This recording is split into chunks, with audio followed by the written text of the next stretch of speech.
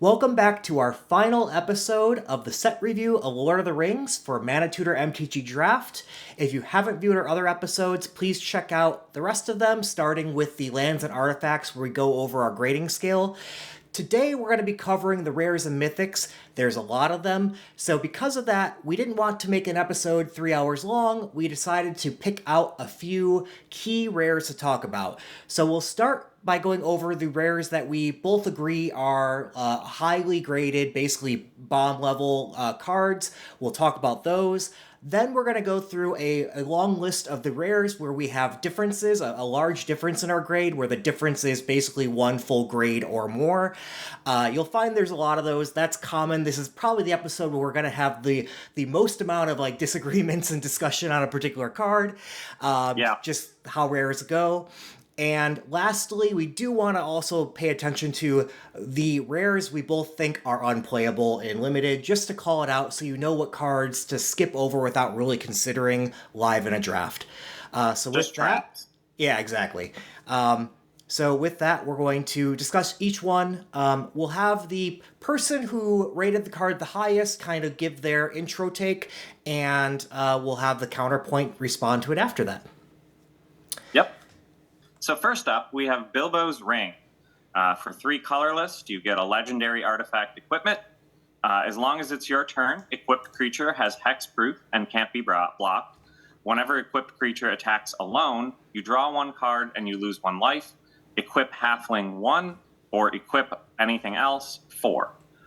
So I rated this one an A, and the reason I rated it an A is because I think it's just, very thematic with the set. Absolutely goes on your ring bearer. Your ring bearer is now unblockable, hexproof, and then gets all those ring tempt abilities. So when you attack with your ring bearer alone, you'll draw 2 cards and lose 1 life and discard a card. I can't overstate how good that is. I mean, obviously it's better on a halfling. I wouldn't want to pay 4 to equip this to my ring bearer, but I feel like because it gives the ring bearer hexproof, it's a justifiable cost. There's very little artifact hate in this set, and most of it is the kind of thing you're not going to necessarily want to draft, or especially in a best of 1 situation, you're not at least going to put in your main deck. So I think it's a fairly safe card. It's probably not going to get destroyed when it comes out. My overall take on this is that it's an A. I would draft it if you see it because it's useful in basically any deck. It's certainly more useful in a halfling deck, though. Yeah. What do you think? And you queued me up on kind of where I see a little bit of difference, but I agree it's a powerful card. So I had this rated at a B, and it's really because this is more useful in the halfling deck. Granted, there's quite a few halflings, so I do think you'll be able to equip this for pretty cheap a lot of the time, but it's a little bit conditional on that. But the effect's powerful enough to put it in B range for me, so I couldn't quite get it to bomb because it doesn't do the thing cheaply all the time, but I broadly agree with what you're saying. Yeah. Up next, we have Samwise Gamgee. Once that pulls up here. All right, we got for green and a white, a 2/2 halfling peasant legendary creature. Whenever another non-token creature enters the battlefield under your control, create a food token. Sacrifice 3 foods, return target historic card from your graveyard to your hand. I had this as an A- because, first of all, it's a decent base rate. Pumping out food whenever another non-token creature comes out, while we both don't love food too much, that one will generate a lot of food. As long as it sticks around, you'll usually be playing creatures. And I liked the card advantage that it had as well of sacrifice 3 food. And so this is good early, good late in the returning some historic cards. I liked all that. I do think I'm a bit high on it. I don't think it's quite the level of bomb. Again, I trying to, in a food deck, this is really what you want. This is your top food card. Sure. Absolutely. But we are both a bit skeptical of the food deck. I will say I'm hearing now from other podcasters and the early access event, some people have played with this for a little bit already, streaming, and so far no one's a believer in food, so it does confirm our suspicion. I'm starting to give R&D less benefit of the doubt And with that update, yeah, this is probably not an A minus. I'd probably come down to, about a B, I would say. What do you think? Okay. Well, I guess I don't have to make the counterpoint, right? You just made it for me. But I gave it a B minus. I think it's a good card, certainly, and it may tempt me into a food strategy if I see it early, and like say it's the rare in my first pack or something like that. But the fact that it only generates one food every time you play a creature, right? So let's say in an average game you may play 5 or 6 creatures, maybe a little bit more depending on how your deck is balanced. But not counting Samwise himself, although I guess he does count himself, doesn't he? Yeah, no, whenever another non-creature, he doesn't count himself. So you may maybe get to activate that ability twice, unless you have other sources of food generation, which you could. But for me, the problem is it only targets a legendary creature, right? So, target historic cards. Sorry, so I guess it can target Sagas, artifacts, like in legendary instants, legendary sorceries, legendary artifacts, things like that. But I don't see it popping off that often. So I kind of look at him more like a 2/2 for 2 with the bonus of occasional food added on. Yep. And so for me, that just wasn't enough to sort of put it in the bomb range. But yeah, I think I broadly agree with you. B minus, B, that kind of range. Yep. Up next, we have Witch King of Angmar. For 3 black, you get a 5/3 Wraith Noble Legendary creature with flying. Whenever one or more creatures deal combat damage to you, each opponent sacrifices a creature that dealt combat damage to you this turn. The ring tempts you. And you can discard a card, and Witch King of Angmar gains indestructible until end of turn. Tap it. So I have this as an A.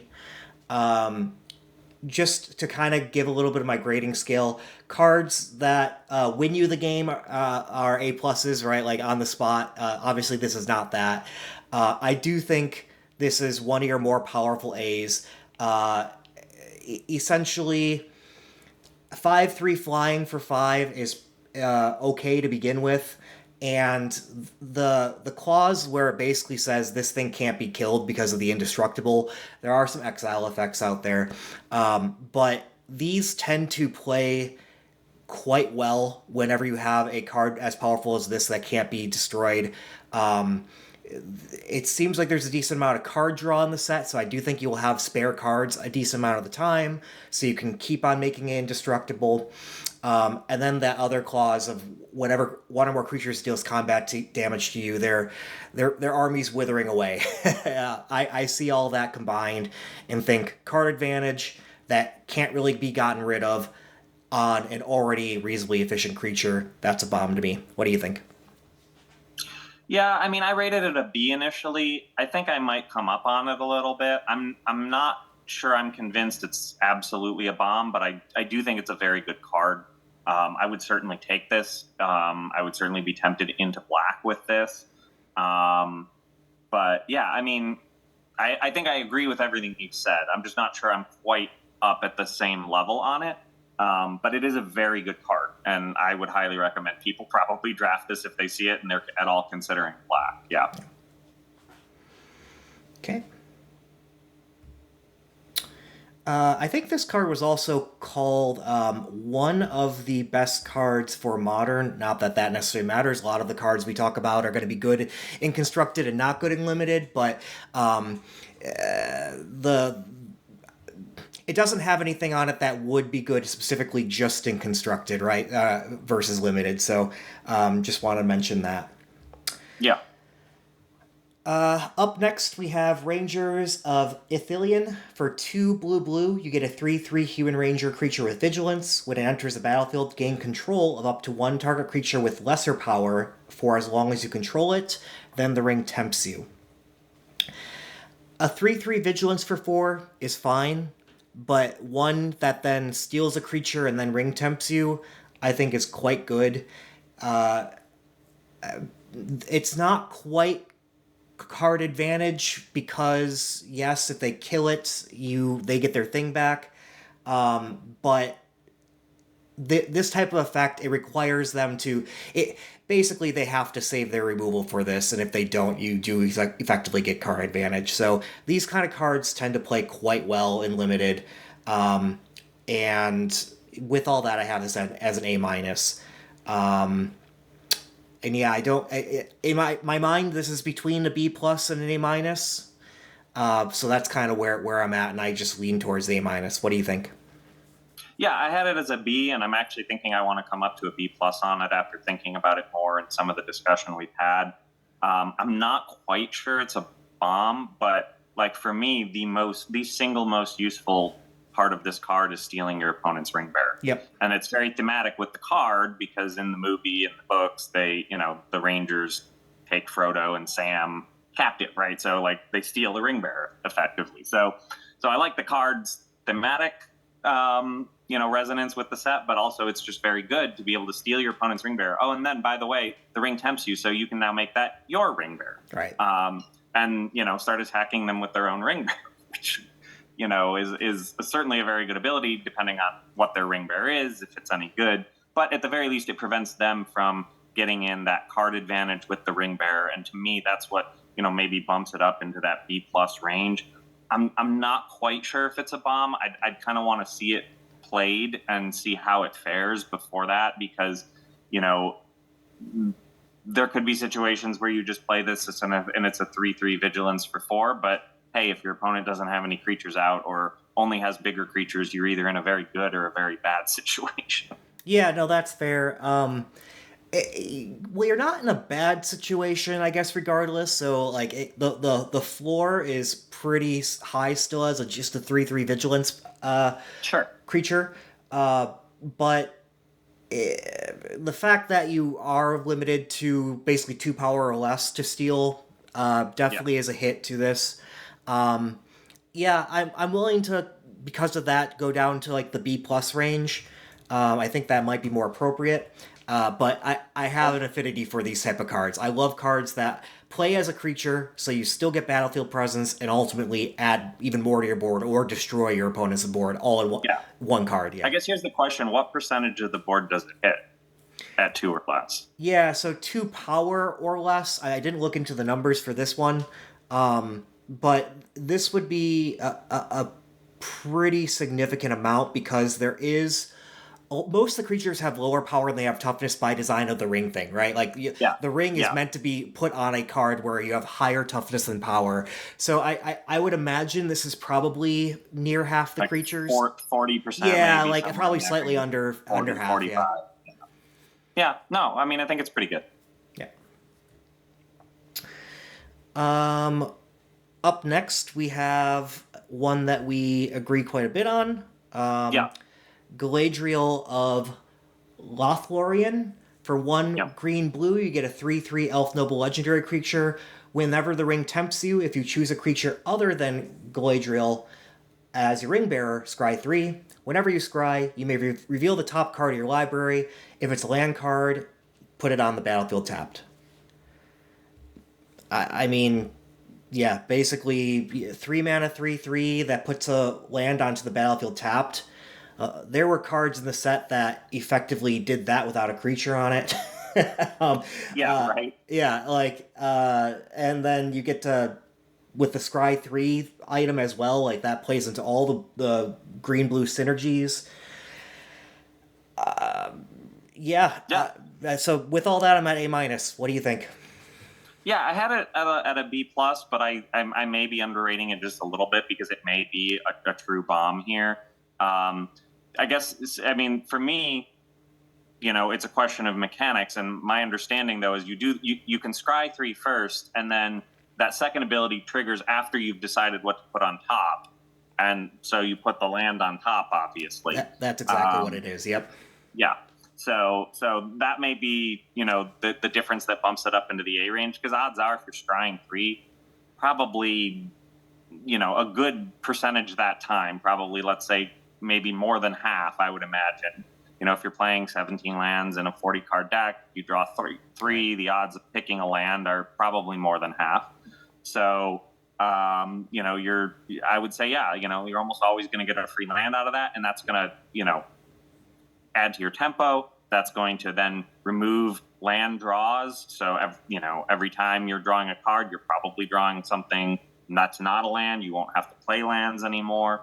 And again, the only key thing for me is you kind of need a lot of those ring counts, right? And you need another creature to choose other than Galadriel. And I think for me, that might be what holds it back from true bomb status. Yep. But if you can get it early, if you get it in, say, your first pack or even your rare in your second pack, and you can then build around it a little bit, not incredibly, but you probably want to have 5 or 6 cards that ring tempt, things like that, and you want to make sure you have enough creatures in the deck so that you've always got something out that you can target, and you can name the same creature as a ring bearer whenever the ring tempts you. So as long as you've got one other creature out and you're just naming that one over and over, it works. But yeah, I mean, I may be underrating it, but I think at a B plus, at least initially, I'd just kind of like to see how it plays out a bit. Yeah, no, I you talked me down to a B plus.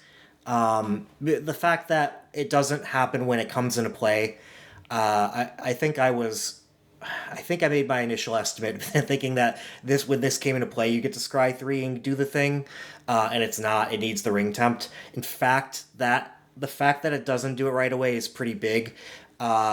Now, granted, blue-green does look like it has a lot of scry, so I do think it would be common to hit it, but I think that piece of needing to get to a scry or some kind of ring tempt will pull this even to a B to me. So I think I've talked down even below your grade. But it's still a great card. yeah, it's still good. Yeah. Definitely. All right, so you want to take the last? Yeah, I'll take the last one because we agreed on this one. We had the exact same rating for this. So the last one that we have in our, sort of all-stars of mythics and rares is Anduril, Flame of the West. And so for 3 mana, you get a legendary artifact equipment. Equipped creature gets +3/+1. Whenever equipped creature attacks, create 2 tapped 1/1 white spirit creature tokens with flying.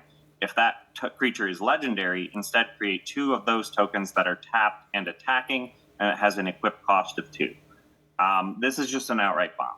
I mean, if you see it, and I think my notes on this are just draft this. It's very good. Absolutely pick it. It goes in any deck. You can put it on a legendary creature, and it's a little bit better. But even if it's not on a legendary creature, I mean, you're going to create 2 1/1 flyers every time you attack with your creature.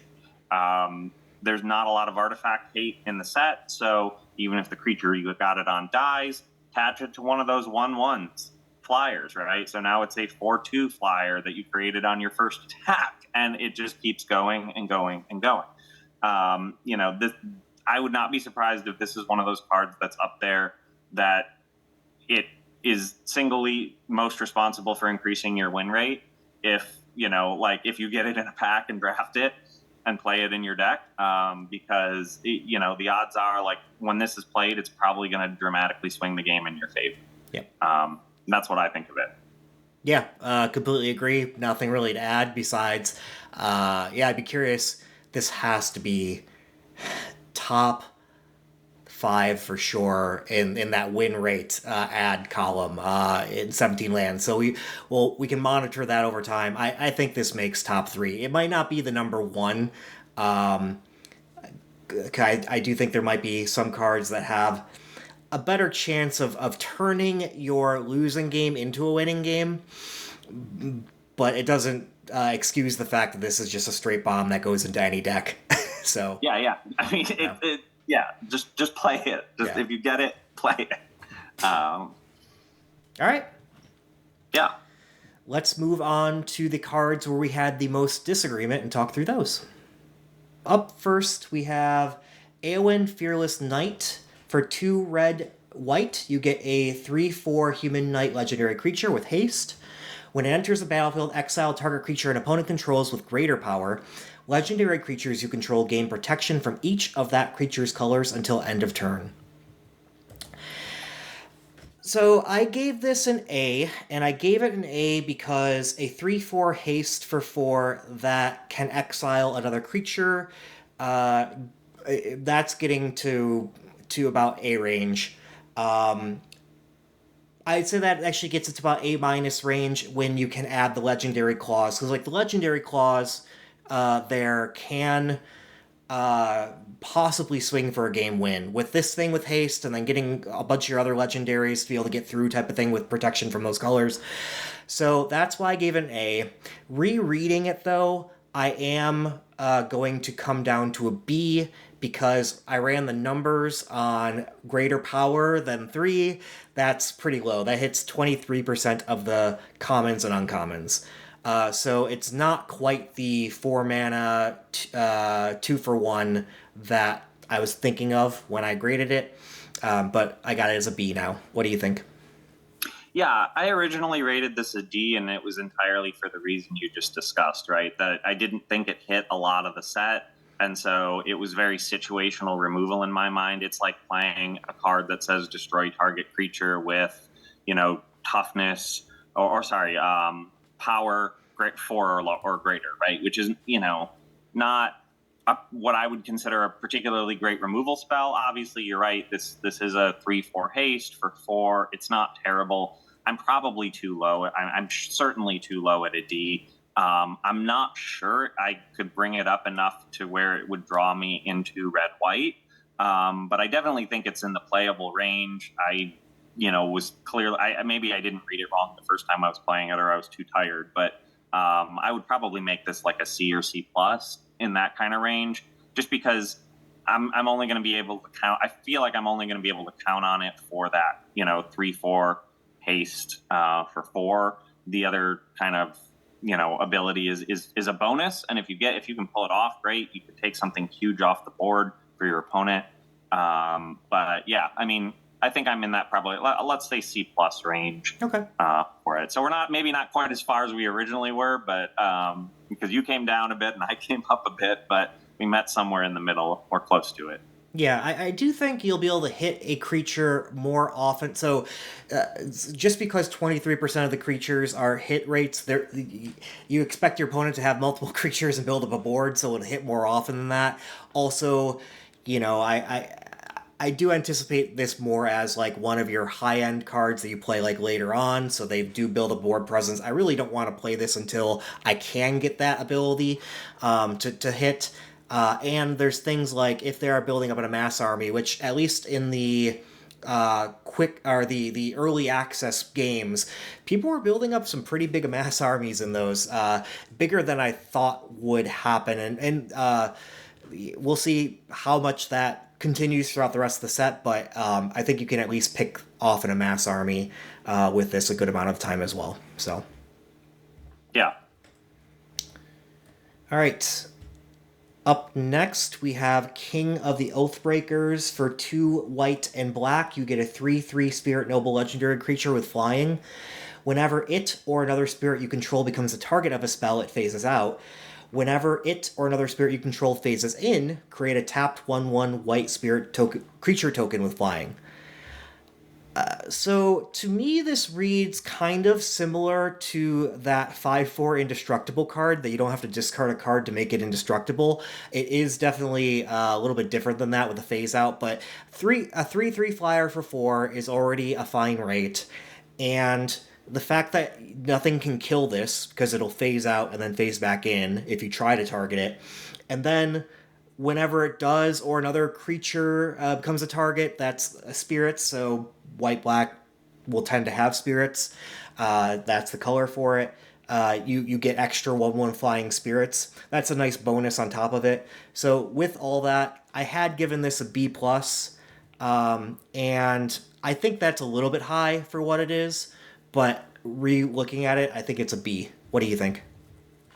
Yeah, I'd originally rated this as a D minus, because for me, I don't like phasing, right? Like, and this could just be a personal thing with me, but the problem I think, especially with a phase out on a creature, right, is if they want you to not be able to use it, they can target it on like your upkeep, and then hey, you can't attack with it, and then you can't block with it on your opponent's next turn. So there's a strategic use in terms of targeting with it. Mm-hmm. So like, great, it's a 3/3 flyer, and great, when it phases back in on your next turn, you can get a 1/1. But the problem is that that 1/1 will come in tap, so it's not useful for attacking or blocking for like 2 turns after this thing phases. So from my perspective, I look at it and I'm like, yeah, I guess a 3/3 flyer for 4 is not bad, but the fact that it's multicolored and I have to go into 2 colors to do it, I didn't really like that. Again, I may well be underrating this significantly, but this is just kind of my skeptical read on it. But it's probably, I'm sure it's better than a D minus. It's probably in the playable range as well. So I could definitely come up to like a C minus on this. But just for me, the value is if you're playing against someone who knows what they're doing with this, they're going to target it like on your upkeep, yep, or something like that at the start of your main phase, and then it's going to be gone for your whole turn and their whole turn next turn. And then it's like, what was the point in spending the mana on it? I mean, sure, you'll get a 1/1 when it comes back, but they may have another target at that point, and they can just do it. It's definitely a downside that it requires a phase out rather than just like say counter any spell that targets it. Like be way better, right? Like just hexproof. Right? Hexproof would be great.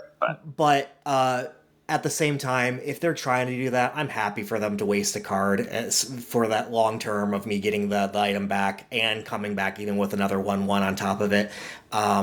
So that's what makes it a B for me, but you're definitely right that like if you're facing against some kind of an aggro deck that just needs to finish you off and needs you to not play defense, they have a means of doing that, yes.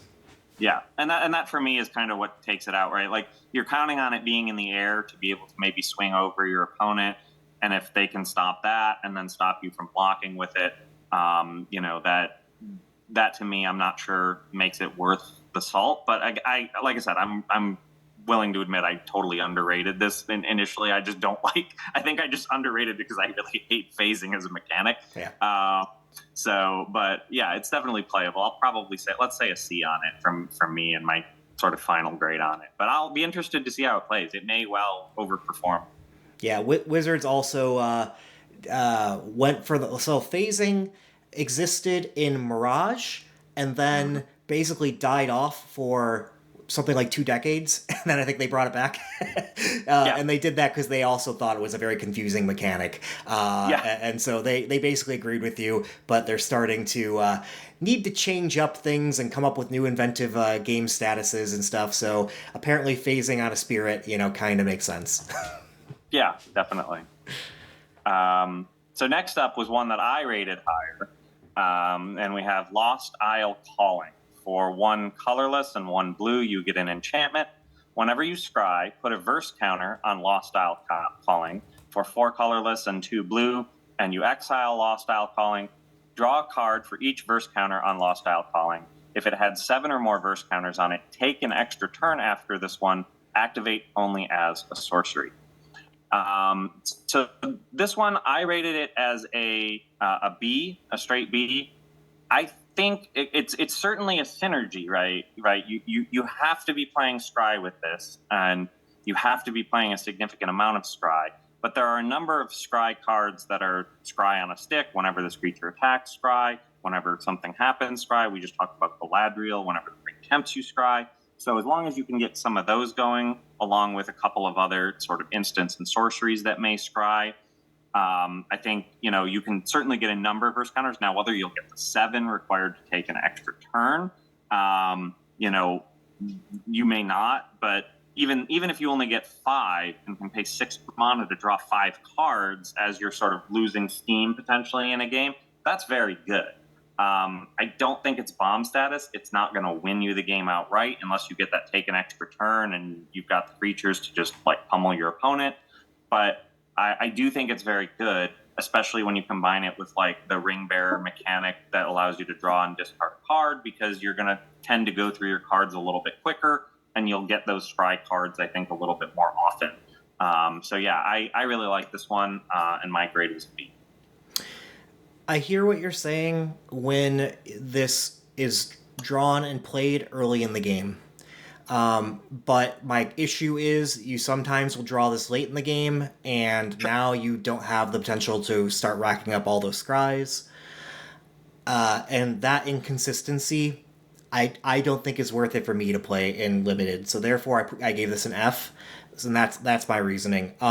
The fact that this does fall back on, so I think it's going to be very hard to get to 7, even when you play this turn 2 and then start ramping off all your scry stuff. It's going to be a rare. I agree with you 100%. It's going to be a rare case that you will, take your extra turn. Yeah, but I think you rate, especially in some of the rares, the draws more than I do, higher than I did. That might be a bit of a theme that we'll see coming up here in our differences. And I think I want to draw my cards in more consistent ways that are flexible. Like, I really like the 5 mana land cycler in blue that draws 3 cards for 5 mana, but I can land cycle for 1, things like that. I'd rather, eventually you need more mana than you need cards. And I would like to have basically more flexible, like, other ways to draw my cards. The other thing I don't like about this is even though, like, if you try to take an extra turn, you are paying for blue the 1 turn, so you can't, like, play out a whole bunch of cards that turn until your next turn. So yeah, I'm not playing this, but let me know about the stories of when you draft this and you get it out turn 2 and you just go on a scry fest and it works out for you. Because it will happen some of the time, and it'll be really fun when it does. Sure, yeah, and definitely, I think that, you're absolutely right. Like, yeah, you don't want to play this late in the game. From my perspective, I'm assuming you draw it early, and it's worth it. Otherwise, it's one of those things to me that, you're going to have a lot of looting action with your ring bearer, with that draw 1, discard 1. And to me, this would be one of those cards that you can basically consider loot fodder later in the game when you use that on your ring bearer. And to me, I don't necessarily mind having that, but because the times you do draw it early, I think it will make a difference if you're playing a strategy. But yeah, that's I may come down a bit on it over time, but I'd like to see how it actually plays and look at some of the 17 lands data behind it. Sounds good.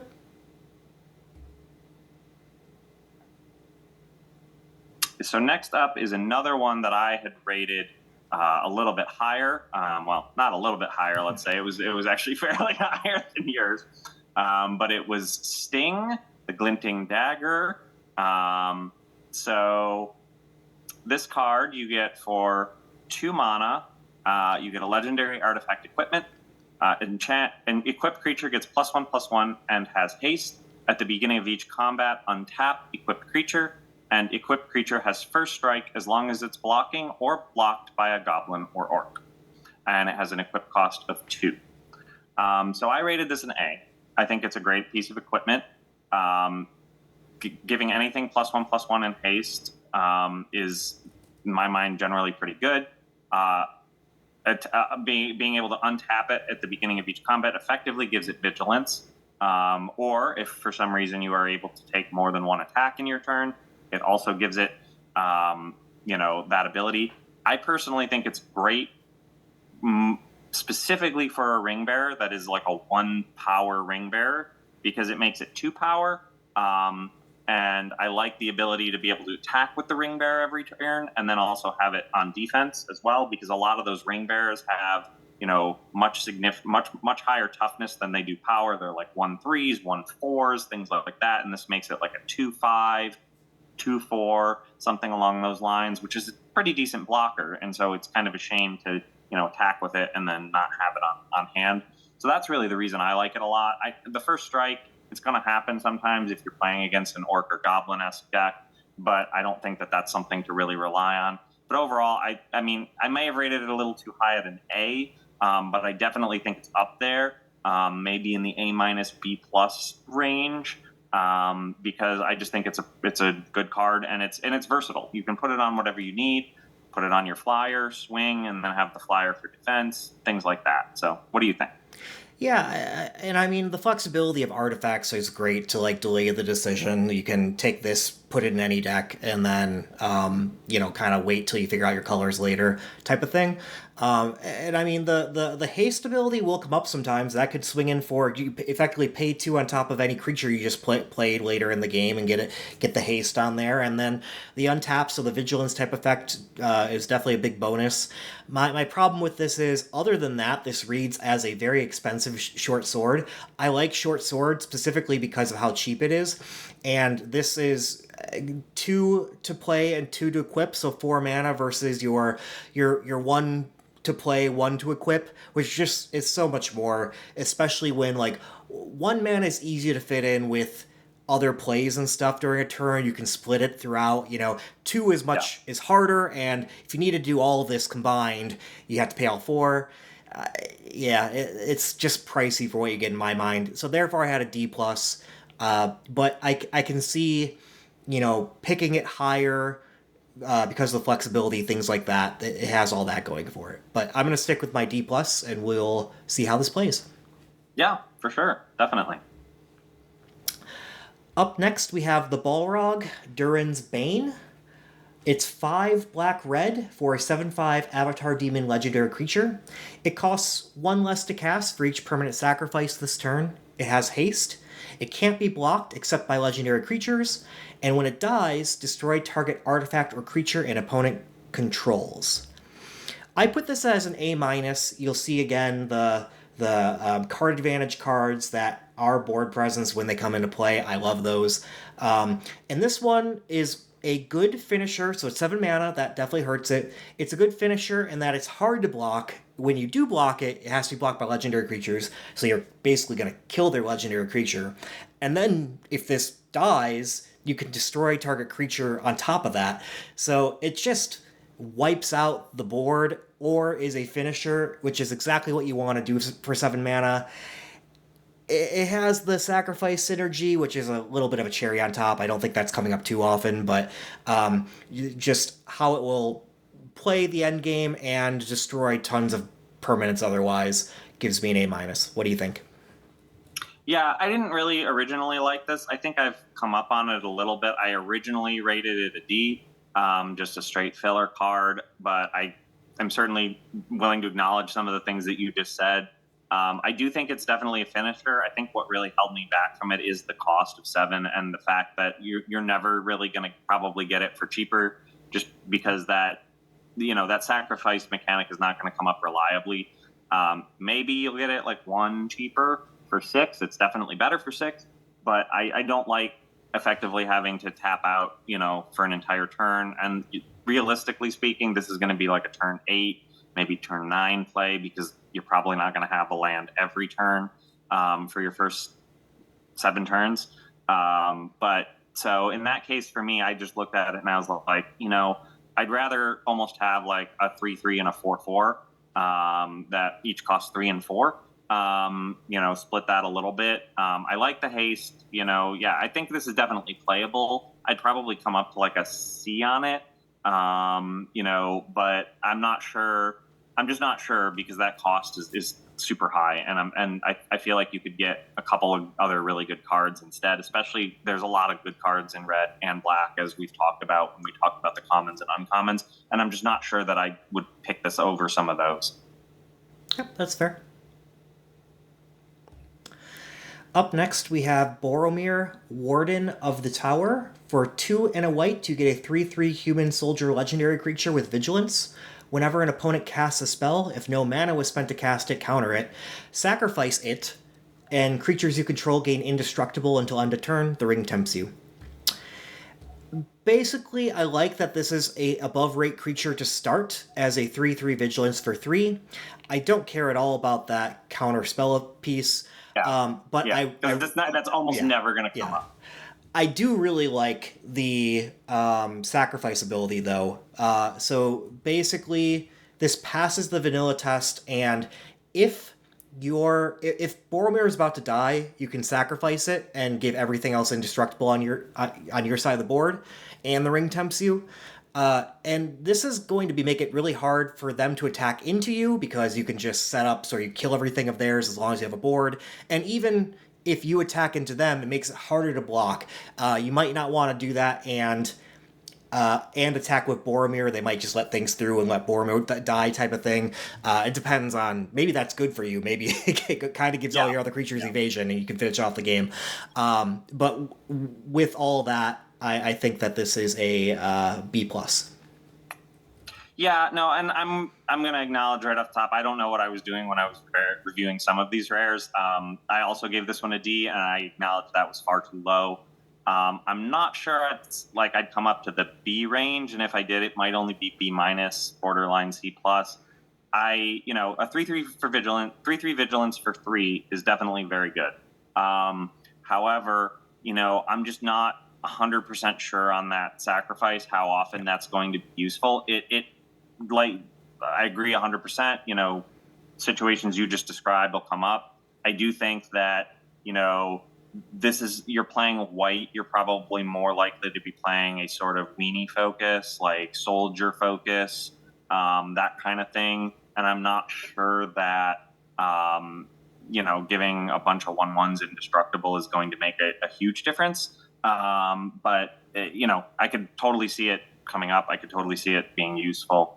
I think I'll probably settle at like the C+ range, maybe B-, somewhere in that range. But I'm not sure it pulls me into white on its own. Okay.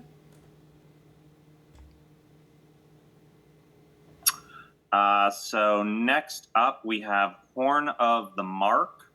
And this was definitely one I think that I rated a little bit higher than you, although we are starting to get closer and closer together here. So Horn of the Mark is 2 colorless for a legendary artifact. Whenever 2 or more creatures you control attack a player, look at the top 5 cards of your library. You may reveal a creature card from among them and put it into your hand. Put the rest on the bottom of your library in a random order. So I like that this finds a creature. I rated it an A. I think the number of times you're going to be attacking your opponent with 2 or more creatures is probably pretty high. If you're not, you're probably not winning anyways. So the odds are, it's going to come in handy, and it just finds you more creatures. And so being able to play it, and then you can play it fairly early. It's cost 2. You can try and fit it in around some of your creature casting. And then you just start attacking every time. You get to look at 5 cards. Odds are you're going to find a creature, put it in your hand, and then congratulations, you now have a play for that turn, post-combat main phase, or next turn, whatever you want to do with it. But A might be too high, but I really do think it's one of those things that can really swing the tempo of a game. It's less useful, obviously, if you draw it late, but I think it's still going to be useful no matter what. And so I gave it an A overall. Yeah, so there's no denying that this card is powerful, right? I think you kind of... So I gave this a C-, and I think you kind of, within your words, made my point that brings me to... making a powerful card down to a C range is... This card kind of reads, if you're winning, win more. And I don't care about cards like that. I care more about cards, if you're losing, help me find a way to win. And so if you're attacking with 2 or more creatures a turn, you have good attacks, and so you're in a winning state to do so. And if you aren't, that means you're probably losing your creature. Like, if you're attacking with the 2, you might be losing some. Now you'll get 1 in return, and you get your pick of 1. So I admit that's good. But that combined with your also comment of, like, later in the game, this isn't quite as good because you're not going to get as many activations, right? It needs to replace itself once to be good first, and then you only get the value from each turn thereafter that you're attacking. With all that, I think I'm low at a C-. I'm going to come up to a C, but I'm not coming up very high because of all those reasons. Yeah, no, and you may be right. One of the reasons I think I gave it an A is because your goal is to probably at least always be attacking with your ring bearer. Because of the evasion given to a ring bearer and things like that. Like the goal is to probably be attacking with your ring bearer every turn. And then I look at it and you only need one more creature, and that can be some cheap token you've created. That can be your army. That can be, I feel like it fits in with a bunch of different strategies to have you be attacking, with 2 creatures every turn. I think it fits in with any creatures if you have a flying creature in your ring bearer, things like that. But yeah, I mean, A might be high, but I think it will play well. That's just a hunch, I guess. But I do think it will probably. You're right. It is a little bit win more though. Yeah. I mean, I may be, like I said, I'll fully acknowledge I may be rating this one a little too high. Yeah, I think people that have this in a good deck will say this plays well, because it will in those cases. And it's just when they're behind, I don't think it plays as well. So, sounds good. It'll be fun to see this one in play, though. Yeah. Up next, we have an interesting card to compare that against. Dawn of a New Age. For 1 and a white, you get an enchantment. When it enters the battlefield with a hope, or it does enter the battlefield with a hope counter on it for each creature you control. At the beginning of your end step, remove a hope counter from it. If you do, draw a card. Then, if Dawn of the New Age has no hope counters on it, sacrifice it and you gain 4 life. So I put this at a B. This also suffers a bit from if you're winning, win more. So, I definitely didn't put this into the A range or anything like that because of that. But I think this really only needs 2 creatures to be good, because then you're getting 2 draws out of it for 2 mana and 4 life. Yeah. So with all that and the lack of needing a whole lot of setup outside of a couple of creatures, it's kind of like the other card, but a little less setup in my mind. That's what pulled me up to a B. What do you think? Yeah, it's almost the reverse of the other card, right? Because you actually want to play this a little later in the game, right? Because the more creatures you have out, the better it is. And so for me, that was kind of the struggle with it. It costs 2, which is a great cost, right? Like cheaper is always better. And so I rated it a D initially. That's probably too low, but I think it's. I'm not sure I could put it up to the B range just because I think it's so situational, right? If it's stuck in your opening hand, you're almost like I might want a mulligan just because I have this card in my hand and there are probably better things. I mean, if there's anything else, if the rest of your hand is great, yeah, you'll keep it. Yeah. But like if there's anything else off, it just kind of adds more fuel to now I need to mulligan this hand because having this in my opening hand is not very good. But, if you draw it turn 3, turn 4, somewhere in that range, this is a great card, certainly. I just think it's, situational, and it suffers, I think, for the same reason, we just discussed with the Horn, that it, so maybe I overrated that one and underrated this one. I'd probably put it in the playable range, certainly if you're playing white, but I don't think it draws me to white. No, I actually agree. I don't think it's quite a B upon reading it. I think this is more of a C+. So we might converge somewhere in there. Maybe you're a little lower. I don't know. But I was thinking C. So yeah, basically same range. It's certainly good. I think if you see it and you're already thinking about white, it's a good card, and you'll probably find a good use for it, especially if you have a lot of tokens. Yeah. Right. So next up we have the Fall of Care Andros, and so. This is another one that I rated higher. It is 2 colorless, 1 red. For an enchantment, whenever a creature an opponent controls is dealt excess non-combat damage, amass Orcs X, where X is that excess damage. And if you pay 7 colorless and 1 red, you can have Fall of Care Andros deal 7 damage to target creature. So I initially rated this as a B+.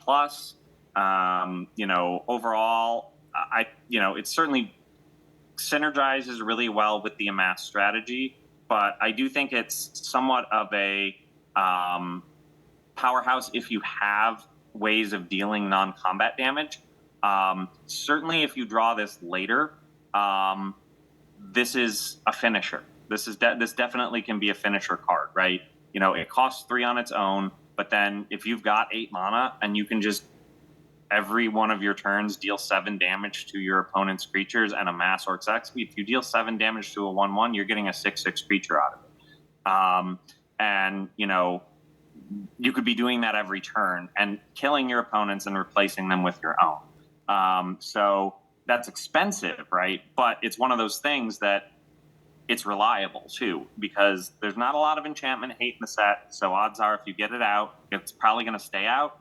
And it's one of those things that if you play it early, you'll reap the benefits maybe throughout the game if you've got some other targeted damage, or certainly later on in the game it can help swing it for you if you have the mana to pay for it. But I'll acknowledge it's expensive. My rating might be a little high, but I do think it might draw me into red if I see it and I see it early, because I think it's one of those things that if you can find it in your deck, whether you find it early, you find it late, you play it, it may pay dividends for you towards the end of the game. So I'd probably bring it down to maybe like a D-. But what do you think? I don't really like cards that are 3 mana, do nothing at first, and then require more to do something. So I think that hurts it. My note on there was, did you see that it said non-combat damage? But clearly you did. Yeah, I did. Yeah. This would be a much better if combat mattered. Absolutely. Yeah. I would rate it an A if it did combat damage. Yeah, but I mean, the second ability is what you're ultimately going for here, is like to eventually be able to keep on dealing 7 damage to things and then get the orcs on top of that. And it's powerful when you get that late, but I just think this is too mana intensive and too slow. You got to get into the late game and survive for a while to pull this off a few times to get that advantage. So therefore I have it as a D+. I don't know, it's a little hard to grade. Like, part of me almost wants to give it an F because I don't think I'm playing it very often, but I in the blue-red like deck that does do some burning and stuff like that, it's going to get some coincidental other activations as well, which help.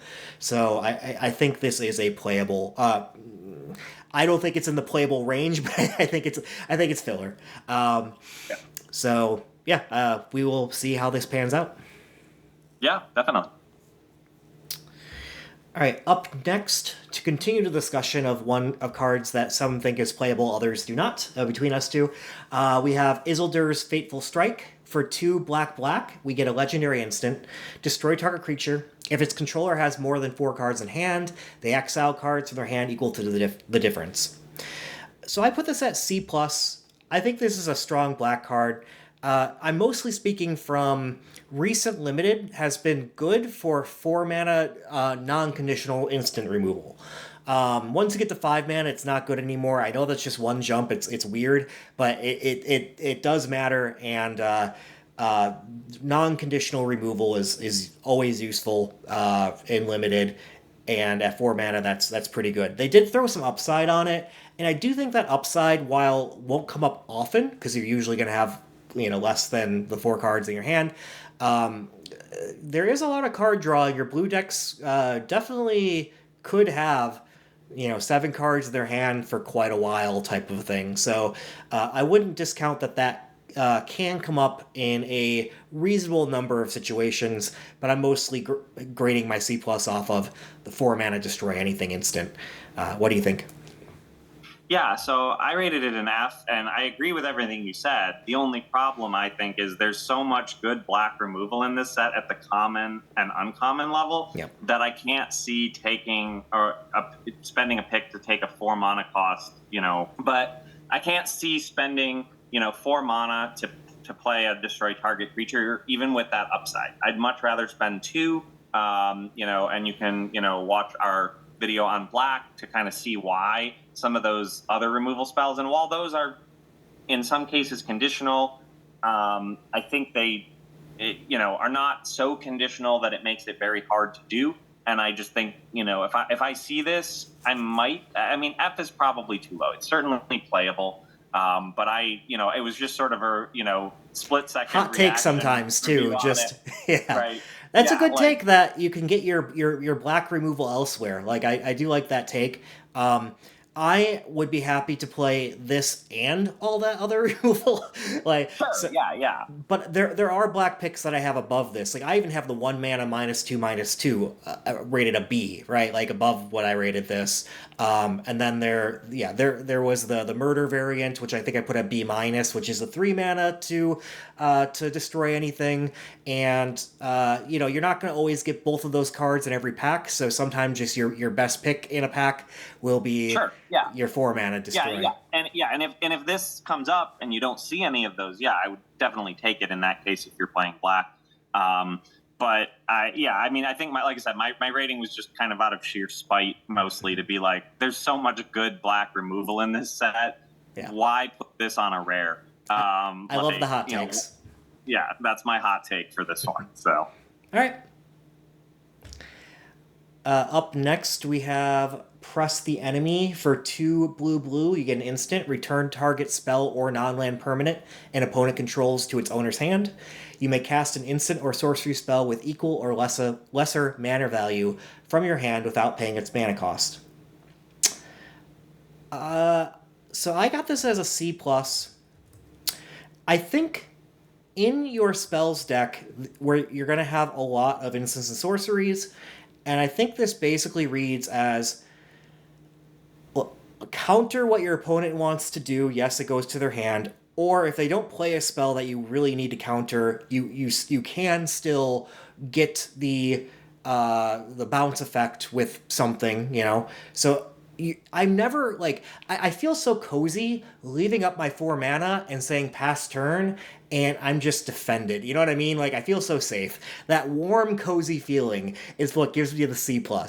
And the fact is, like, that in itself isn't good, but in my spells deck, I'm gonna have an instant or sorcery spell that I can play with it. So, yeah, I guess the sorcery would not be able to happen unless you had. So there is that drawback, which, interestingly, though, I think one of our biggest mistakes in grading so far might be Gandalf, the blue one, where a 2/4 flash that makes sorceries into instants as well. Seeing some of the early access. By the way, 98% of our takes were accurate. Like what I see so far in the early access, that one in particular, I don't think we graded high enough. We did not call it bad, but it plays really well in the blue decks, and so this would kind of go along with that as well. I do think I rated this a little bit high because it's not like a strong pick, but I still get that warm, cozy feeling. I think it's a C. What do you think? Yeah, I rated it an F, and for me, for me, I look at it and I'm like, it's somewhat of a useless card. And let me explain what I mean by that, right? So you're paying 4 mana to either, counter spell by returning it to your opponent's hand, or, basically returning a creature or an artifact to their hand that they can cast again. So it's a little bit of a delay in that regard. And then you're able to play another instant or sorcery spell that costs less than that. The odds are, just looking at the distribution, and I don't have the specific numbers handy, but I kind of sorted and looked at mana costs. Like, your average spell costs about a 4. So you're paying 4 mana to potentially return something up to 4, could be less, to their hand, and then you get a free instant or sorcery. So I'm like, why not? Why does this deserve the space in the deck?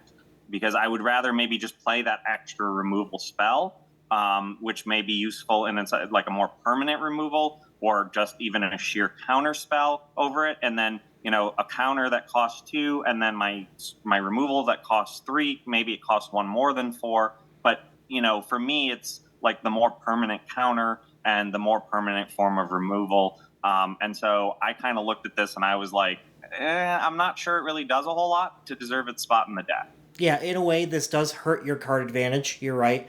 I think the key is in blue, you are not card restrained, you are mana restrained or constrained, right? Sure. So this helps you get more plays, more mana effectively. It might, but you have to counter something that's at least 4, right? For Or it to really return a non-land permanent, and then you can kind of have your choice. assuming Well, that there's yeah, something. but it has to be at least 4 in value, right? For Yeah. it to really make that thing. Because if you're paying 4 to return something that gives you 3, that's I don't know. I don't know if that. Then you're basically spending an unsummon and doing the other thing, and I'm not sure. I'm not sure if it adds up. But I see your point. F is probably not right. But I just looked at it and I was like, I would much rather have many of the common and uncommon counters we discussed, Yep. or another burn spell or another direct removal spell instead, and then just go with that. And they're all cheap, all of which are cheaper than 4 mana. Yeah. This will be an interesting one to watch. We haven't quite seen a card like this in limited in a while, and the variance on what its win rate could actually be, I think, is very high. So it'll be good to watch. Yeah, definitely. Up next, we have Saruman of Many Colors. For 3 white, blue, black, you get a 5/4 Avatar Wizard legendary creature. It has Ward, discard an enchantment, instant, or sorcery card. Whenever you cast your second spell each turn, each opponent mills 2 cards. When 1 or more cards are milled this way, exile target enchantment, instant, or sorcery card with equal or lesser mana value than that spell from an opponent's graveyard. Copy the exiled card. You may cast the copy without paying its mana cost. I put this as a B. I think this takes some setup, but is powerful, again, in getting some card advantage out of your board presence cards. That's really all I got. What do you think? Yeah, I mean, I rated it as a D initially. That's probably a little low, but for me, the challenge is there has to be a valid target for that instant or sorcery card, then you want to use it on. I mean, if you get an opponent's enchantment, that might be great, depending on what the enchantment is and if it plays well with your deck. But it's really rolling the dice, is the way I looked at it. And it requires you to cast a second spell every turn. Unless you have a fair amount of card advantage, you only draw 1 card per turn. So the odds of how many times are you really going to cast your second spell on a turn? Now, you've got like plenty of draw mechanics and things like that, but it's really relying on you to keep it up, to draw 2 cards in a turn. 5 mana for a 5/4 isn't terrible, but the 3 colors I think really holds it back, because you're going to be having to really finagle your mana base to make it work. I guess you could splash for it, but I'm not sure it does a lot to earn its place in my deck for me, just given how random it is. It really is, to me, the randomness and what I mean. If it had creature card on there, yeah, I mean, it would be really good. But because of getting an extra creature is always good, but to me, getting an instant or sorcery is going to be situational. I'm not sure it earns a place in the deck. I'd definitely put it above filler, but I think I'd probably go with like a C. Yeah, the randomness. So what piece are you saying is random here? Because the milling, you don't have to take the instant or sorcery or enchantment from what was milled. It's anything in the opponent's graveyard. So as long as they have some spell in there, you'll be able to copy it. Now, granted, it does need to be lesser value than the second spell you played, but I think that setup will be fairly easy of timing your stuff such that your second spell is high enough mana cost to copy something. Sure. Yeah. No.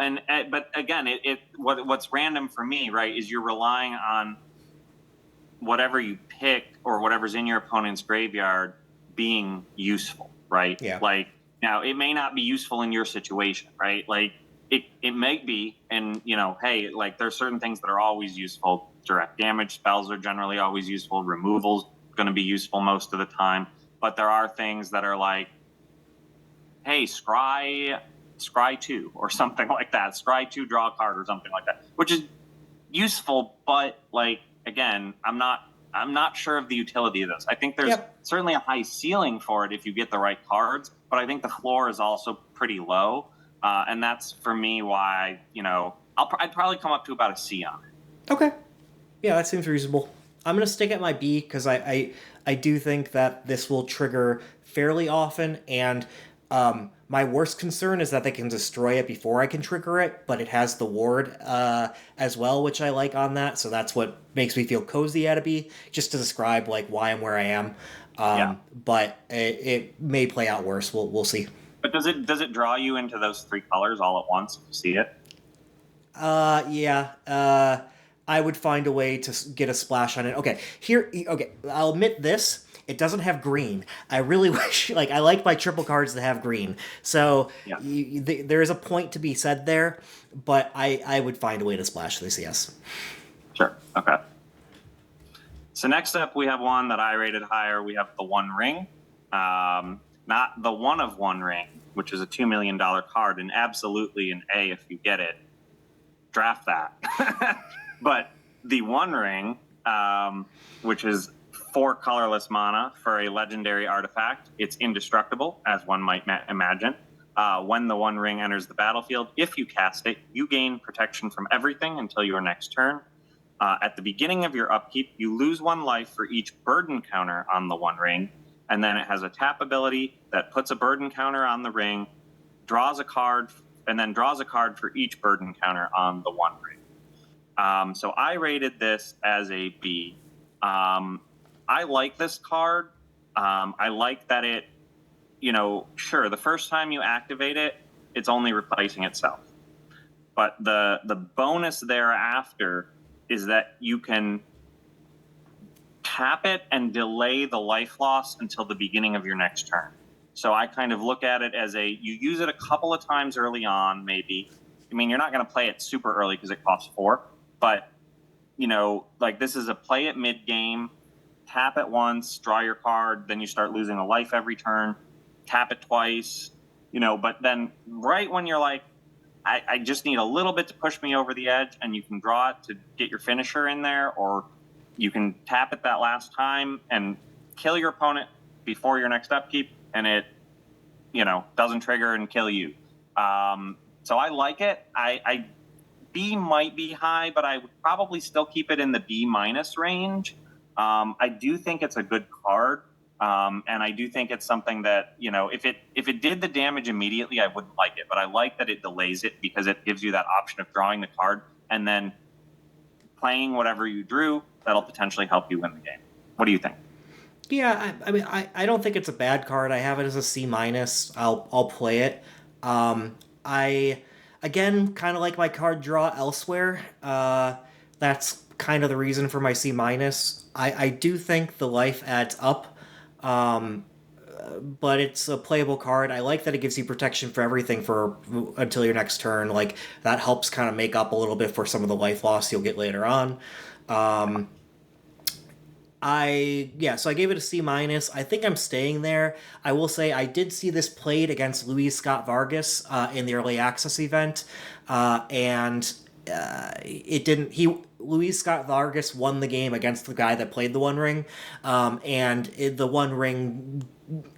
It's a sample one game, right? So I don't know how much, but the damage did end up impacting him a good amount, right? It hurt him. He kept on taking advantage of the cards and ended up kind of regretting it with the damage. Yeah, you definitely have to be tactical in how often you use it, right? As with the actual One Ring, you have to be careful about using it. But I'll be interested to see where this lands, right? B range might be too high for it, but I do think it will see some play, and I do think it could in some games. Yeah, if I take this, I'm probably gonna play it. I mean, it's not like something I'm trying to cut. So yeah. Yep. Up next, we have Aragorn the Uniter, which is our first 4-mana color card. Red, green, white, blue for a 5/5 human noble legendary creature. Whenever you cast a white spell, make a 1/1. Whenever you cast a blue spell, scry 2. Whenever you cast a red spell, it deals 3 damage to target opponent. And whenever you cast a green spell, target creature gets +4/+4 until end of turn. I have this as a C-. I don't think it's a great card, but I think this makes into your playables when you otherwise already want to splash 2 colors, which is rare. I don't think you should be doing it often, but I do think players that do not explore trying to go past your 2 colors splash or 3 colors are missing out on a significant amount of even win rate by never exploring the topic. Green specifically has a good amount of fixing. I think you will want to be red-green if you're going to try to splash for this card, because I think the last two there are the most powerful effects here. They kind of go in order of power, I think. So in a red-green deck that happens to otherwise also want to splash white and blue, I think this would be about a C minus. So I'm not really making a strong case here. This isn't like I really want to go into those other colors. If I have other good reason to, I will play this. And I would like to make it my goal at some point to play this. Unfortunately, it's a mythic, so I do not think it'll happen that all those will come together. But I think it fits a low-end playable some of the time. What do you think? Yeah, I had it as an F, and solely because it's a 4-color creature. I can see the case you're making for it, and if this is your substitute rare, your mythic rare in your first pack that you open, and you want to take it and you want to build your entire deck around it with that in mind, I can see it maybe work. But, I'm just not sure you'll get the opportunity to build a good deck around it at any later point, right? If you've gotten certainly other people may pass this one, but I think it will probably get taken it's certainly in a physical setting. People will probably take it because it's going to be a good card, I think, in constructed play to build decks around. So people might take it out of the pack just to rare draft it. But like in arena type play, things like that, or I guess in arena type play, you can do it as well. But I'm not sure it gets taken all the time. And I just don't think I think if you don't get it like within your first couple of cards, I don't know that you could really build a good deck around it. That's my thought. And that's why I have it as an F. I agree it's a good card. I think if you can get it and you can play it, those abilities are all pretty powerful. I agree with you in terms of the ranking of them as well. The last two are definitely the most powerful. But I just think it's going to be very hard to pull off. Yep. And I think the risk to me is not worth the reward 90% of the time. I don't think we actually differ in opinion at all. We just have two different grades to represent the two different cases of this, right? Like, if you can pull it off, sure, go for it. It's not, do not try at home, or if you do, it's just fun, type of thing. Like a little disclaimer there, but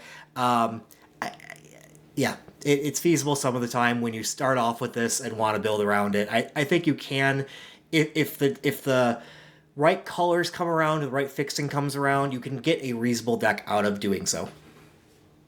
Yeah. So next up we have Assault on Osgiliath. It costs X and 3 red, and it is a sorcery. So amass orcs X, and then goblins and orcs you control gain double strike and haste until end of turn. So I had this as a straight B. I think it's good. I think it's a really good finisher in red. I think it's one of those things that certainly you'd probably want to build around a little bit because you want to have more than just your army as your goblins and orcs. But if you've even got 3 goblins and orcs on the table, I would say this is worth it as a finisher. Late in the game, spending 4 for X or something like that, or 5 for X. This is part of the reason I think something like this might be better than the Balrog, right? Because if I'm going to spend 7 mana, I would probably rather spend it on something like this. If I already have like a 3/3 army out and a couple of orcs, I now have a 7/7 army, and I have a number of double strike and hasted orcs. That's just an ability to beat down your opponent with. It may not kill them, but with the double strike, it's probably going to leave them absolutely crippled. And so I like the card overall. B might be a little high, but I do think it draws me into red. So I would probably put it at B- at the lowest. Yeah, I had it at C-. It's mana inefficient in that you're getting, a 3/3 for 6 or a 4/4 for 7, or but it does have that winning effect on it, so it's a one turn blow type of deal. It's a little bit of the when you're winning, win more with you need a bunch of creatures out to make this worth it type of thing. I'm probably a little low as a C-. I do see the one turn impact of double strike in the right deck where the creature types are all this. So I'm going to come up to a C. This will win some games. I think it can lose you some games when that's not enough for you. So that's why I'm at C. Yeah. Yeah. So next up, we have Doors of Durin. For 3 colorless, a red and a green, you get a legendary artifact. Whenever you attack, scry 2, then you may reveal the top card of your library. If it's a creature card, put it onto the battlefield tapped and attacking.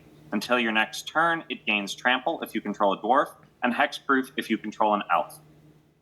So I rated this pretty high. I rated this as an A. I think it's a good card. It's expensive for sure, but it does fit for me the kind of finisher to have in play, right? Because for me, you're always going to be attacking with your ring bearer. And so your ring bearer is going to be able to draw a card and discard a card and scry 2. So part of the bonus of that, right, is you get to choose the order of your triggers, right? So you could, attack with your ring bearer, but do the scry 2 first, put a creature on top, then put something else below that. Or if you don't, or if you would rather do the draw discard first, if you maybe know what's on the top of your deck, you could, you can order your triggers, right? That's a little technical on it, but I like that fact because that basically increases the chance that you're going to be able to get the creature you want, or a good creature on there to also be tapped and attacking. You could get something small and pretty useless, obviously, but I think especially if you're playing a deck that has some ETB effects, you also get those effects when they come into play. And so I think it's overall a good card, and I do think it's one of those things that can turn the tide of a game, because odds are you're always going to attack with your ring bearer, or at least you want to be always attacking with your ring bearer. So even if you're not attacking with a huge army and you're saving most of your army for defense, it does sort of over time help you build up something bigger, I think. Yeah, I think it's a good card too. I gave it a B minus, so not quite the A. The reason I don't think this is a bomb is because the inconsistency, right? It's now the scrying definitely helps with the consistency, but my fear is I'm not so worried necessarily about you not getting a creature. That will come up some of the time, but it's more so when you get a creature, is your creature going to be worth the 5 mana that you already invested up front? Now, over time, it definitely will if you get several small creatures, and if you get one of the big creatures, for sure.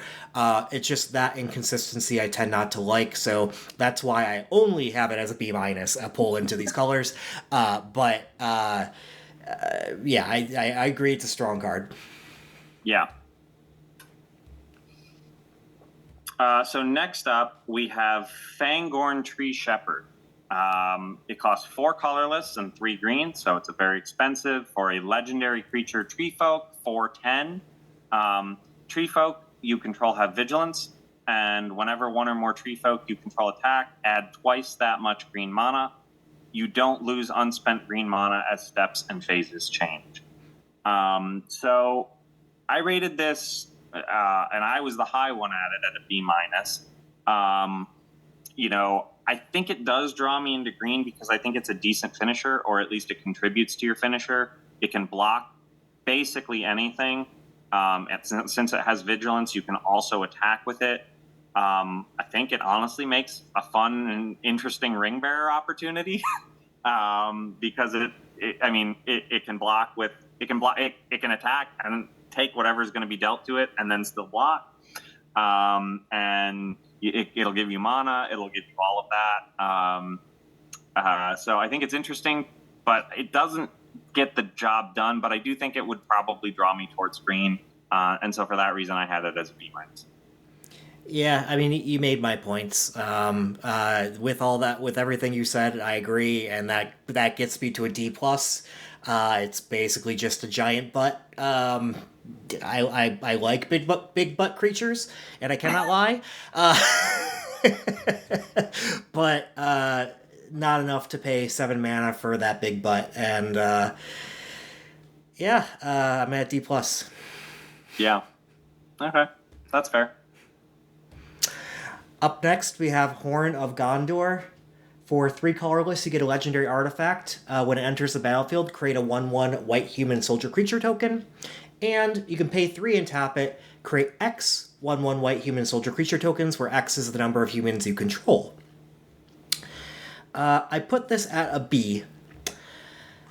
It's expensive, 3 mana 1/1 base rate, but it's an artifact. There's not a whole lot of artifact removal, and this thing will get out of control. It's exponential growth of your humans. If you already have some humans lying around, this is very fast exponential growth of that. The B is what I gave it before I heard anyone say anything about it.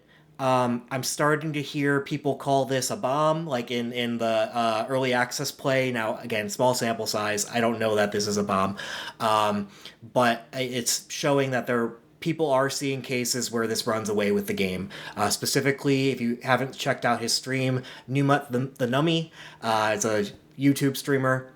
He goes on about this card. So I think this will be a pretty good card at it. I have it as a B. Yeah, I have it a little lower. I have it as a C minus, and the reason for it is, and you made the point, is it's expensive, and I definitely looked at it and was like, yes, exponential growth, but then I was like, unless you have other humans, right? You're doing 1 the first turn, 1 the second turn, 2 the third turn, 4 the fourth turn, and I'm like, 3 mana for each of those gets pretty expensive. Now, if you have other humans, I can definitely see the synergy there, and I originally gave this a synergy grade, but for simplification in terms of comparing our grades, I just went with my lower grade. So I think it's definitely more like a B in a synergy with a humans deck. But I think overall, it's not going to find a ton of uses unless you're already committed to that human style. But if you are, yeah, I think it's great, and I think it's one of those things you should play. Yeah, I completely agree. This is only for really your humans deck. It is very slow otherwise. So yeah, this was a pull into humans for me, and that's why I gave it the B I gave it. Yeah. So the next one up is One Ring to Rule Them All. And this is let me find it real quick here. But it is a saga, and it costs 2 colorless, 2 black. First turn, the ring tempts you, then each player mills cards equal to your ring bearer's power. The second set, destroy all non-legendary creatures. And the final is each opponent loses 1 life for each creature card in that player's graveyard. I rated this a straight B. I think this is a not quite a bomb, but I do really like it. And I like it because, you're going to have your ring bearer. You're probably not going to mill a lot of cards from your opponent because your ring bearer is usually a 1 or 2. But I like the destroy all non-legendary creatures. That's going to come in handy depending on what you have and what your opponent has. It may not work out incredibly to your advantage sometimes, but I think you don't play it in that case and you just cycle it, or you do something with your ring bearer loot in that case. But I think in most cases it'll probably work out fairly well. And then each player opponent losing 1 life for each creature card in that player's graveyard, that can just straight win you the game. Times there's 5, 6 creature cards in your opponent's graveyard, and you've been attacking them with your ring bearer. They may just die to that. So I think overall it's a pretty good card, and I like it at a B. Yeah, I gave it a C minus. I think I am a little bit too low on it. There's a few things that I didn't like about it. I didn't like that it. I don't like wraths that go both ways and limited too much. They don't really give you an advantage per se. This also can't destroy if the legendaries that your opponent has, those are going to be pretty significant. So I didn't like that.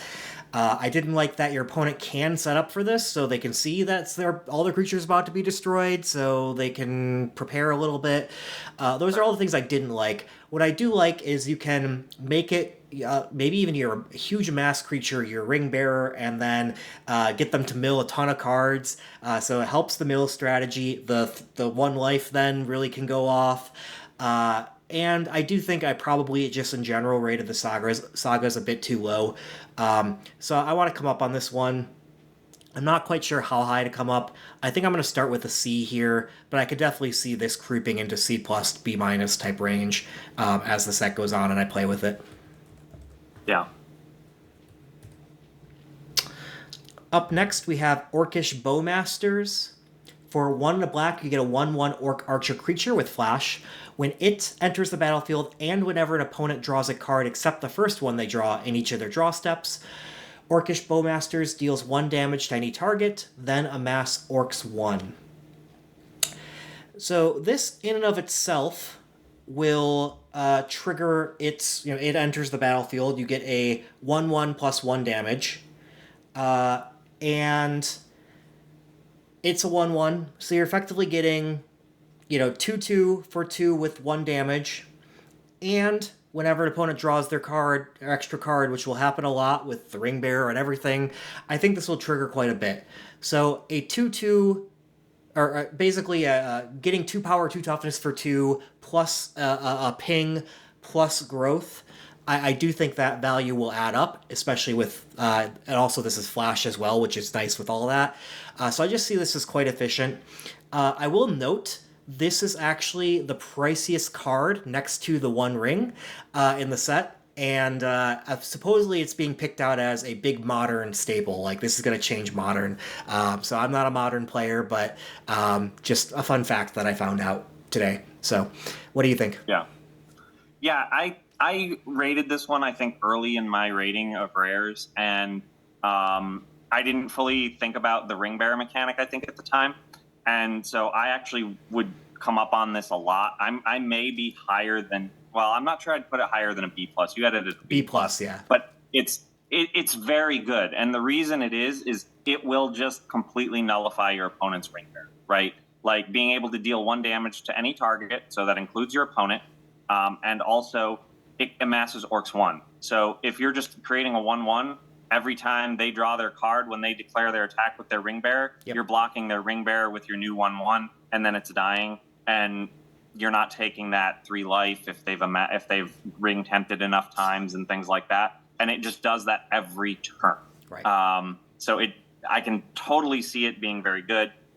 I think now thinking about it with that light, I think B+ might be low. I'm not sure, just because Ring Bearer is going to be an important mechanic in a lot of games, and so I would probably almost always take this if I was playing black, and it might even draw me to black, because I would look at that and say, you know what, if I get that out, my opponent's Ring Bearer is basically useless. So next up, we have Palantir of Orthanc. And so this is a legendary artifact, costs 3 colorless.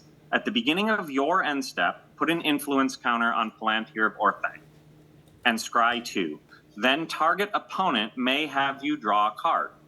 If that player doesn't, you mill X cards, where X is the number of influence counters on Palantir of Orthanc, and that player loses life equal to the total mana value of these cards. I had this at an A+. A+ might be a little high because it does not instantly win you the game. But I'll be straight out that I think this is probably the card that, if it gets played in a game, may most I think it's going to be, if not the top card in 17 lands, probably one of the top 3 or 5, because just the fact that you're either going to be drawing an additional card every turn, or you're going to be milling cards and dealing damage. I mean, if you mill a 6-coster, that your opponent's losing 6 life right off the bat. Now, you might mill a 1-cost or 2, but the fact that it's progressively more and more, like after the first or second turn, your opponent's just going to let you draw an extra card. And the fact that you get to scry 2 and draw an extra card every turn is also going to help you win the game. So it is a, heads I win, tails you lose type of situation with this card.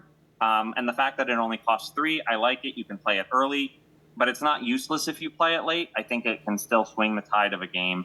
But what do you think? I do not think this will be in the top 5 winningest cards in the set.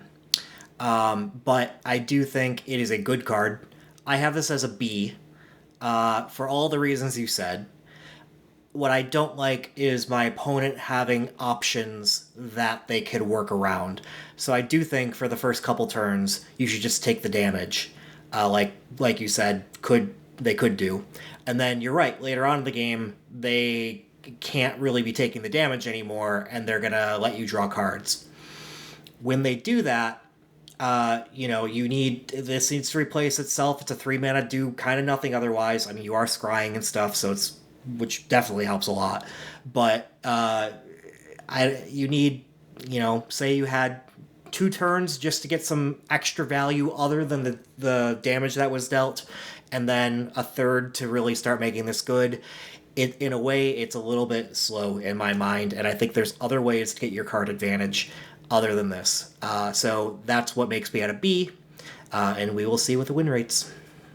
Yeah, well, we'll see. I like that it's passive card advantage. That's what I like about it, is you play it, and then, you don't have to put anything more into it. You don't have to pay every turn. You don't have to do anything. It just happens. And for me, it's like, in my mind, it's a better Phyrexian Arena. Now, Phyrexian Arena, not necessarily the most winningest card, so you may be right on that. It may not end up in the top 5, but I do really like it. And,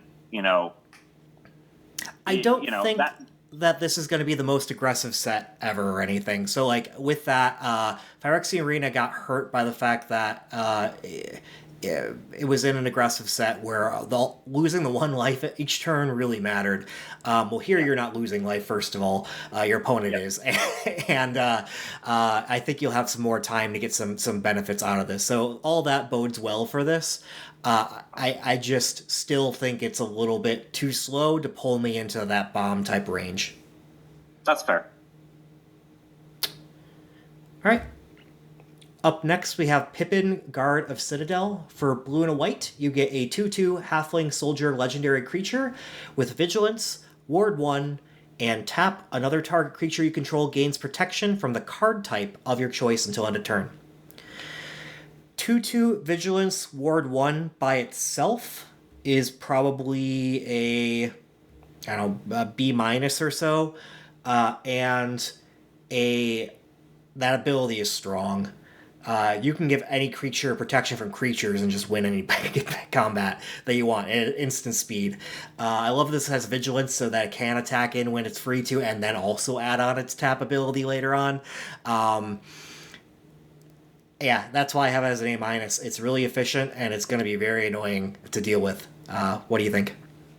Yeah, I'll admit right off the bat I rated this one too low. I originally rated it as a C+. Again, I think this was probably one of the early ones I rated, and I didn't really fully think about how useful it would be, especially in comparison to other cards. I think I'm probably at like a B+ on it, so not very far off from you. I'm not sure I consider it a bomb, but I can certainly see situations where it can win you the game, right? You get it out, you wait a turn, you give your big beefy creature protection from creatures, and all of a sudden, oh look, can't be blocked. You can't block it. Yeah. So I can certainly see that use of it. I'm not sure I'd quite come up to an A, but let's say B+ on it. Okay. Up next, we have Ring Wraiths. For 4 black, you get a 5/5 Wraith Knight creature. When it enters the battlefield, target creature an opponent controls gets -3/-3 until end of turn. If that creature is legendary, its controller loses 3 life. When the ring tempts you, return it from your graveyard to your hand. I have this as a B+, and I'm almost not sure if that's too low. I 5/5 for 6, fine. But the -3/-3, again, I like my creatures enter the battlefield and do something like that. And then on top of that, if it's legendary, which a lot of times you might want to target a legendary if you can kill it, they lose 3 life, so this could also just pick them off to end the game, even if it's not picking off the creature. And the fact that this keeps coming back to your hand, in a way, this is a 2-for-1 that can multiply to be like a 4-for-1. Yeah, I see a lot of good things about this card. I think I'm going to stick with my B+, though. But what do you think about this card? Yeah, this was another one that I think I rated early in my rating, and I didn't really understand. This was before I think I'd looked at the ring bearer mechanics again, and the fact that your ring bearer is always legendary, right? Your ring bearer is going to be something like a 1/3. So this kills is that, lose 3 life. Destroy target ring bearer. The opponent loses 3 life, right? So that is very good, and so I think that, yeah, I would say for sure. I gave this was too low. I'd probably come up to that B range, maybe B+. I'm not sure I'd call it an A because I do think it's at least a little situational. It is. I would like my A's to be less situational usually. So yeah, I think I'm at about a B, B plus maybe. Makes sense. Up next, we have Sauron, the Dark Lord. Another 3 mana, a 3 color creature. 3 colorless, blue, black, red. You get a 7/6 Avatar Horror legendary creature. It has Ward, sacrifice a legendary artifact or legendary creature. Whenever an opponent casts a spell, amass Orcs 1. Whenever an army you control deals combat damage to a player, the ring tempts you. And whenever the ring tempts you, you may discard your hand. If you do, draw 4 cards. This one's a little bit of a struggle for me. On how high to grade it. I put it at an A- because I think this just kind of burrows its way into the bomb territory. To kill it, you have to sacrifice a legendary something, and it's a 7/6 for 6. And especially that last ability of being able to basically replace your hand anytime you got a ring tempt could be effectively, draw 4 cards in the late game. And I like amass Orcs 1 every time my opponent casts a spell. Like, there's nothing but good things on this. And with all that, it does enough, I think, to pull into bomb territory. What do you think? Yeah, I think it's a very good card. For me, I originally rated it a C plus because I have a really hard time rating a 3 color card higher than a C plus. That's just my own personal preference. I don't really like to build 3 color decks. Now, I've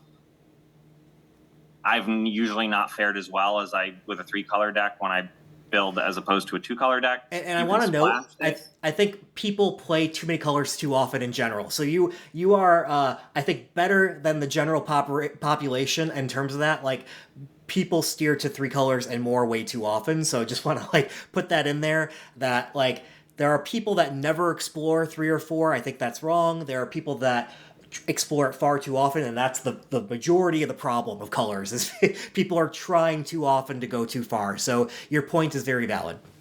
Yeah, and in some ways I see this as kind of a trap. Like, if I saw this in my first pack and was tempted, then I would be trying to build a 3 color deck around it, and then I'd be like, well, I need a couple of red, I need a couple of blue, and if I'm just not getting the red or the blue, it becomes almost a trap, right? You're like, if you're taking crap cards because you saw this card and you're like, well, now I'm doing 3 colors, that's the wrong attitude to take.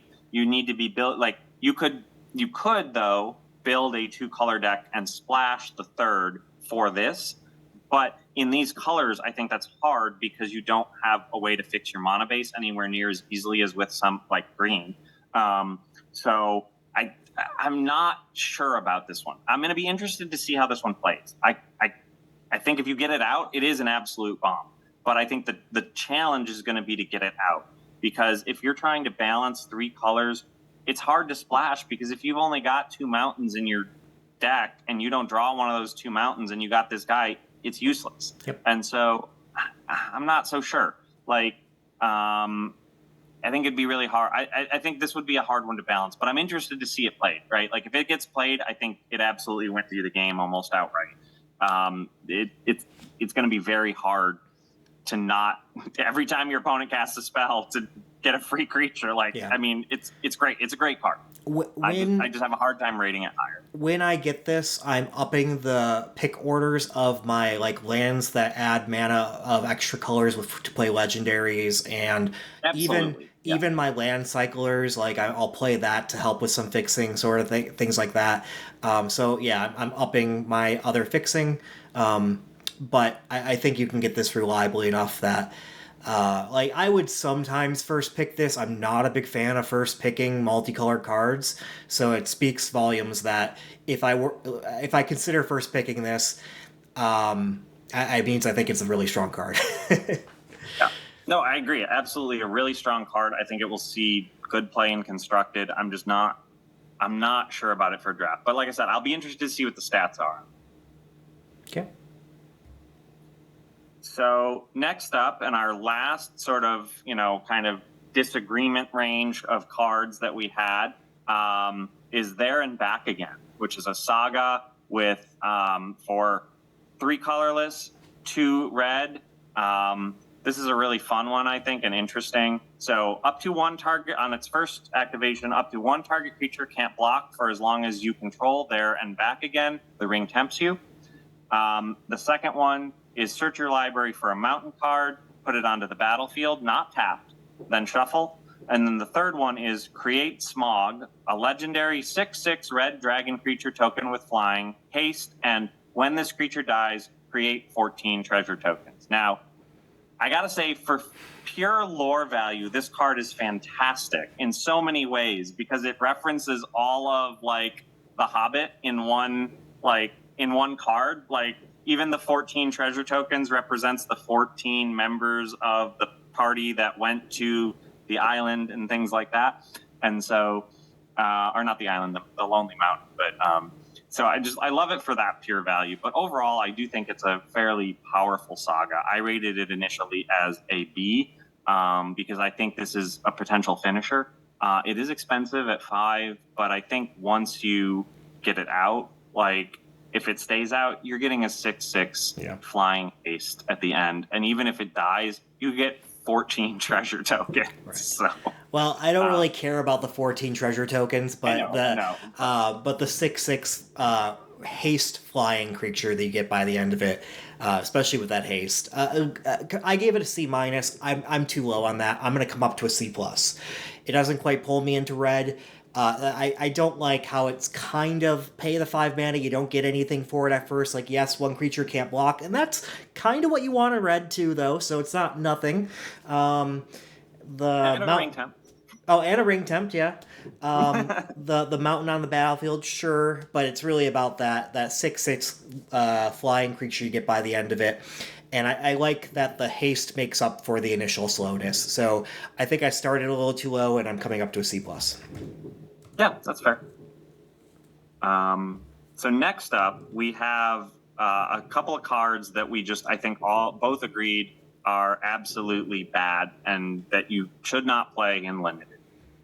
So up first, we have Hugh the Entwood, and that is a 3 colorless, 2 red sorcery. Sacrifice any number of lands. Reveal the top X cards of your library, where X is the number of lands sacrificed this way. Choose any number of artifact and or land cards revealed this way. Put all non-land cards chosen this way onto the battlefield. Then put all land cards chosen this way onto the battlefield. Tap. Then put the rest on the bottom of your library in any order. I could certainly see a use for this in a constructed setting, but I think it's just trash because you're going to sacrifice X lands to potentially get maybe about half that many lands and artifacts, given that, you're going to run into some creatures and some instants and sorceries and things like that along the way that are just not going to come out. Now, so yeah, there's not a lot to say about it other than I really wouldn't draft this card. Yep, I won't add anything. I'm just going to move on to the next one. Sure. For Sharky, Tyrant of the Shire, 2 blue-black for a 2/4 Avatar legendary creature, rogue creature. Activated abilities of lands your opponents control can't be activated unless they're mana abilities. Sharky, Tyrant of the Shire has all activated abilities of lands your opponents control except mana abilities. Mana of any type can be spent to activate Sharky's abilities. Quite frankly, yes, this is a 4 mana 2/4 Limited is the thing. Like, the activated abilities thing, there's not a whole lot of non-basic lands in the set. I don't think you'll get anything reliably off this.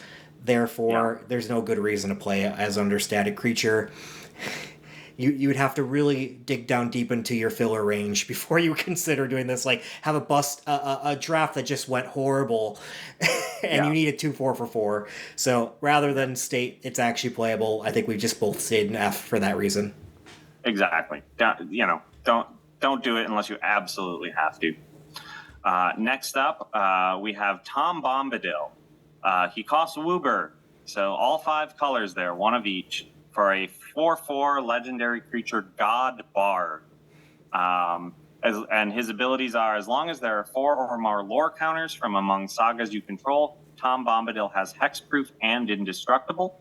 And whenever the final chapter ability of a saga you control resolves, reveal cards from the top of your library until you reveal a Saga card. Put that card onto the battlefield and the rest on the bottom of your library in a random order. This ability triggers only once each turn. So, yeah, I mean, don't do this in Limited. Yeah. But I could really see it. I play Commander a lot, and I could see this being a really fun Commander to put him in and just play entirely Sagas. And, you know, some fun lands to fix your mana and make it work. But, like, yeah, just don't play this guy. And, you know, unless you're drafting him for play in Constructed, don't draft this card. Sounds good. And to finish us off on the unplayable cards in Limited, we have Trailblazer's Boots, also listed as Lorien Brook from the Lord of the Rings books. But yeah, it's a reprint of Trailblazer's Boots. Artifact equipment. Equipped creature has non-basic land walk. Equip 2. You know, while I like the idea of this card, there are only 2 common non-basic lands and 1 uncommon in the set, so it's just not good enough in this particular set to try to get non-basic land walk. Fun, but it's a do-nothing here, so don't play it. I will add one, and I don't think we talked about this card. I will add one caveat to it. If you're playing Shagrat Loot Bearer, this is not necessarily as bad a card. But that is a very niche situation, and Shagrat Loot Bearer, he basically has an ability that when he, you know, attacks, you can basically steal equipment and put it onto him for free. You can do it with your opponents because it's target equipment. He's a fun card. We didn't really talk about him because I think we agreed broadly on where he fell. But yeah, very niche play for this. Otherwise, don't play it. I don't remember the card in my memory of what that one did exactly. So, like, why? Just because you can get something on it for free, why do you want that? No, he has an ability. So, Shagrat Loot Bearer, whenever he attacks, attach up to 1 target equipment to it. So you can steal your opponent's equipment or attach your equipment. Then amass Orcs X, where X is the number of equipment attached to Shagrat. Oh. Yeah, I mean, I like where you're going there, but it would just be fun to pull off and not valuable enough. yeah. He's a 4/4 for 4. He's not a bad card. Yeah. I would potentially play him in certain situations, but, like, you know, they're both rare, so the odds that you're going to get Shagrat and get this Brooch, yeah, I'm not sure. I just wouldn't do it, but, you know, if it comes your way and you've got, like, 4 or 5 equipment and Shagrat, hey, why not? There we go. All right, so that is our full set review, or as much of the full as we were willing to do. I think we, in total, recorded around, like, roughly 8 hours of content with all of this, so it's pretty intensive, but it was quite fun. It was nice to get kind of both sides, multiple opinions of the cards, and walk through that. Let us know down below in the comments what you thought about us doing this. We will be continuing with this channel and making strategy content, updating how cards are playing out, as not only in our own personal experience as we play through the drafts, but also using 17 lands data and assessing what strategies are good. So be sure to like and subscribe, especially if you are looking forward to that strategy content, which is a little bit more condensed form than full set review with 8 hours of content. But we are pleasantly surprised at how many people have been viewing these already, with just a few videos started off less than a week ago. And be sure to subscribe. It really helps us grow the audience and how much the YouTube algorithm pushes out our videos. So appreciate that, and we will see you in our next strategy review. See you in the next one.